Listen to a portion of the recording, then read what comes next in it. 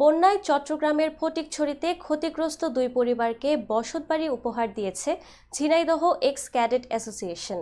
বৃহস্পতিবার ফটিকছড়ির সুন্দরপুর ইউনিয়ন ও ভোজপুর ইউনিয়নের বন্যায় ক্ষতিগ্রস্ত দুই পরিবারের মাঝে নবনির্মিত বসতবাড়ি হস্তান্তর করা হয়। সামাজিক কর্মকাণ্ডের অংশ হিসেবে বন্যা পরবর্তী পুনর্বাসন কার্যক্রমের অংশ হিসেবে ঝিনাইদহ এক্স ক্যাডেট অ্যাসোসিয়েশনের অর্থায়নে এবং সেনাবাহিনীর লক্ষ্মীছড়ি জোনের তত্ত্বাবধানে বসতবাড়িগুলো নির্মাণ করা হয়।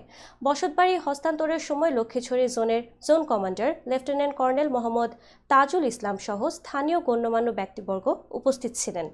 লক্ষ্মীছড়ি জোনের জোন কমান্ডার সকলের উদ্দেশ্যে বলেন, বাংলাদেশ সেনাবাহিনী ফটিকছড়িতে বন্যার্থদের সাহায্য, উদ্ধার এবং বন্যা পরবর্তী পুনর্বাসন কার্যক্রম পরিচালনা করছে এবং এই ধারা অব্যাহত থাকবে। পাশাপাশি সমাজের সামর্থ্যবানদের বন্যা পরবর্তী পুনর্বাসন কার্যক্রমে এগিয়ে আসার জন্য আহ্বান জানান। পুনর্বাসন সুবিধাপ্রাপ্ত পরিবারসমূহ এই মহতী উদ্যোগের জন্য ঝিনাইদহ এক্স ক্যাডেট অ্যাসোসিয়েশন ও সেনাবাহিনীর প্রতি কৃতজ্ঞতা প্রকাশ করেন।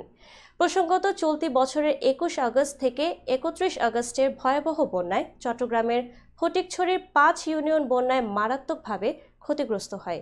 বাংলাদেশ সেনাবাহিনীর 24 পদাতিক ডিভিশনের সেনা সদস্যরা শুরু থেকেই ফটিকছড়িতে বন্যার্থদের উদ্ধার এবং বন্যা পরবর্তী পুনর্বাসন কার্যক্রমে নিয়োজিত ছিলেন।